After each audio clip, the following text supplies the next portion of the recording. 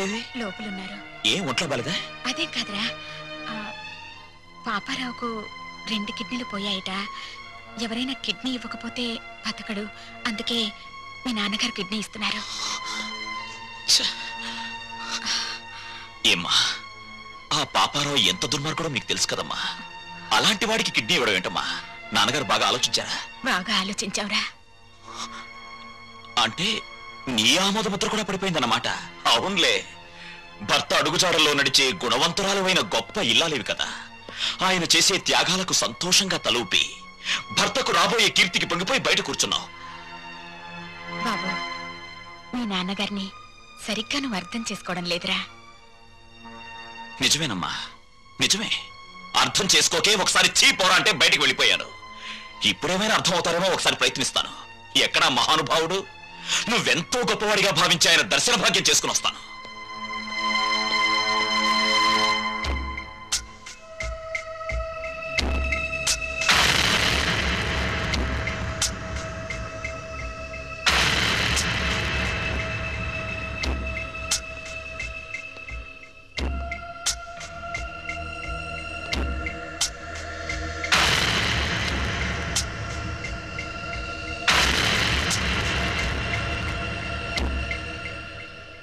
మీ నిర్ణయాల వల్ల భార్యతో సహా లోకమందరి మెప్పు పొందగలిగిన త్యాగమూర్తి శ్రీ శ్రీ శ్రీ రఘురామయ్య గారు నమస్కారం. శత్రువుకి తన కవచకుండలాల్ని దానం చేసి తన ప్రాణాన్నే పణంగా పెట్టిన కర్ణుడు మీకు బంధువా? పక్షి ప్రాణం కోసం తన రక్తమాంసాల్ని కోసిచ్చిన శిబి చక్రవర్తి మీకు ఆదర్శప్రాయుడా? ఎంత మంచిని ప్రోత్సహిస్తున్నారు సార్. కానీ వాళ్ళంతా లోక కళ్యాణం కోసం త్యాగాలు చేశారు. మీరు లోకానికి చెడు మాత్రం చేసే ఈ పాపారావుని రక్షించి ప్రజల్ని భక్షించమని ప్రపంచం మీదకు వదలబోతున్నారు. ఇదే మీకు తెలిసిన నీతి, న్యాయం, ధర్మం. రేరంగా, నీ ఆవేశం నీదేనా? నేను చెప్పేది కాస్త వింటావా? చెప్పండి చెప్పండి. లోకంలో ప్రతి వ్యక్తి తను చేసిందే సరైందనుకుంటాడు. అది మానవ నైజం. అక్కడ అమ్మ సమర్థించడాన్ని విని సంతోషంతో గుండె వేగం పెరిగింది.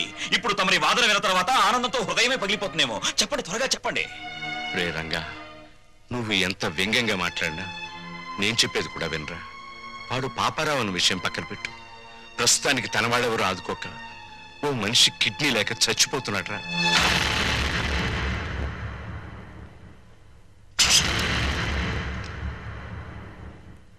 వీడు చాలా దుర్మార్గుడైన మనిషి నాన్న. నిన్ను కష్టాలు పాలు చేయడమే వీడి జీవిత ధ్యేయం. రంగా, ఏం చేయబోతున్నావురా?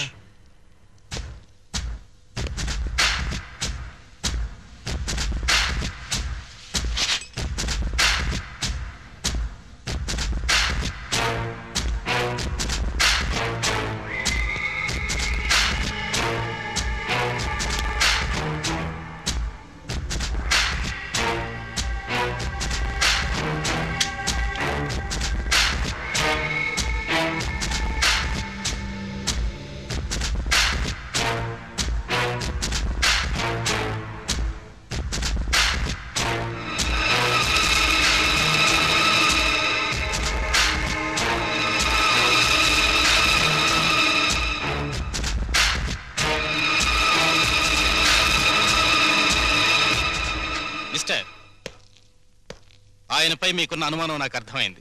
1 మినిట్.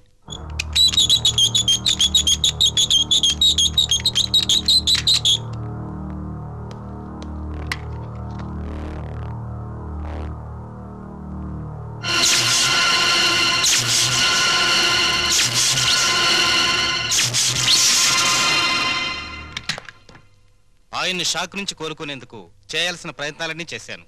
ఎనీహౌ, ఆయనకున్న కిడ్నీ ట్రబుల్ ముందు ఇదేమంతా. విషయం అర్థం చేసుకున్నాను.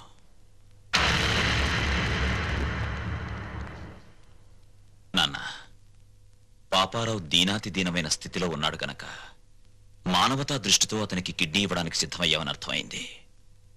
ఆ అవకాశం నాకివ్వు. పాపారావుకి కిడ్నీ నేనిస్తాను. రంగా, నన్ను రక్షించడానికి ప్రయత్నిస్తున్నావు కదూ? అలా ఎందుకు అనుకోవాలి నాన్న? నీకన్నా నాలో వయస్సుంది. బ్రతకడానికి 2 కిడ్నీలు అక్కర్లేదు, అర కిడ్నీ చాలు అన్న ఆవేశం ఉంది. వీటన్నిటికీ మించి నీ పెంపకంలో నేర్చుకున్న నీతి, నిజాయితీ, కృతజ్ఞత, బాధ్యత నాలో ఉన్నాయి. ముఖ్యంగా నన్ను వంచిన వాడితో డీల్ చేసే అవకాశం వస్తుంది. అయితే పగ తీర్చుకునే ఆలోచనతో ఈ దానానికి సిద్ధపడుతున్నావు అన్నమాట.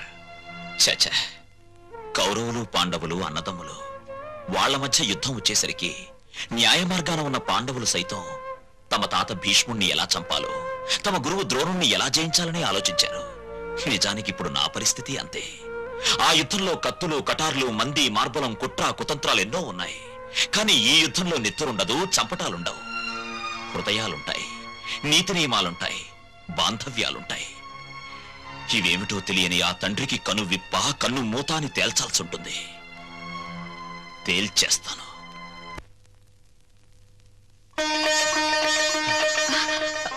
Excuse me. ఏమండి? లక్ష్మి, ఇక్కడే ఉన్నావా? శుభవార్త. తండ్రి పేరు చెప్తేనే మండిపడే రంగా ఇప్పుడు తనే కిడ్నీ ఇవ్వబోతున్నాడు. నిజమా? నాకు చాలా ఆనందంగా ఉంది. నాకు చాలా ఆనందంగా ఉంది. అయితే ఈ విషయం పిల్లల దగ్గరికి వెళ్ళి చెప్తా. నువ్వు పిల్లల్ని ఇంకా మర్చిపోలేదా? అదేమిటండి, రంగా తన తండ్రికి కిడ్నీ దానం చేస్తాడని ఏనాడన్నా ఊహించామా? అలాగే మన పిల్లల్లోనూ మార్పు రావచ్చుగా. అలాగే, నీ కోరికెందుకు కాదనాలి. రా. సిగ్గులేదు? ఇప్పుడు దాకా ఎక్కడ బలాదూరు తిరిగొచ్చావు? పో అవతలకి. రాణి, నేను చెప్పేది విను. రంగడొచ్చి ఇంటి మీద దౌర్జన్యం చేస్తే దిక్కు దివాణం లేదు. అసలు మగాడవేనా? అది కాదు, ఆ టైంలో నేను ఇంట్లో లేను. మాట్లాడకు, పో. రాణి, అది కదా మాట. మాట్లాడకు, పో. అయ్యో, ఇదిగో అసలు జరిగిన విషయం ఏంటో తెలుసా? నాకేం చెప్పొద్దు. ఎందుకు ఆవేశపడతావు? నేను చెప్పేది విను. విను. రాణి, ఆ టైంలో నేను ఇంట్లో లేను. కథ చెప్తున్నావా?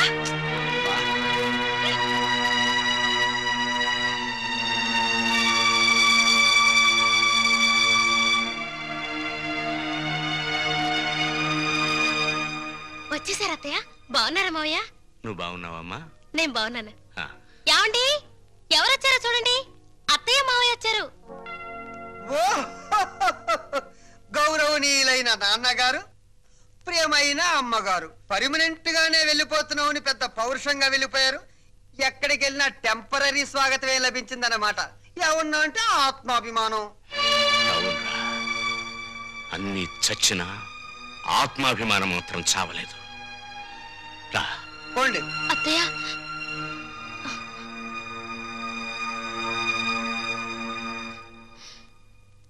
నీలాంటి కొడుకుని పురిట్లోనే వడ్లగిన చేసి చంపాలరా నీచుడా.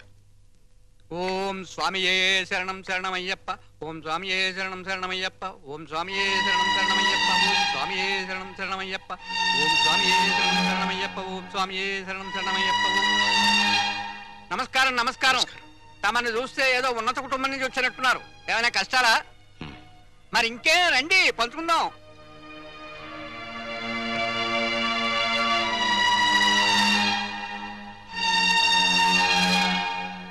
రఘురామయ్య గారు, మీరు చెప్పిన దాన్ని బట్టి మీ కొడుకులు ఒట్టి బుద్ధి లేని వాళ్ళు అని తేలిపోయింది. ఆస్తి మీ స్వాధీతం అంటున్నారు గనక మీరు రాసిన వీలునామా చెల్లదు అని ఒక్క నోటీస్ కొట్టండి. ఆస్తి మీ చేతికి వస్తుంది. దెబ్బకి వాళ్ళకి బుద్ధి వస్తుంది. వాళ్లకు బుద్ధి చెప్పాలని నేను రాసిన వీలునామాన్ని రద్దు చేసి నేను బుద్ధి తక్కువ పని చేయను. భగవంతుడిచ్చిన రెక్కలున్నాయి, ఏదో ఒక పని చేసి బతుకుతాం.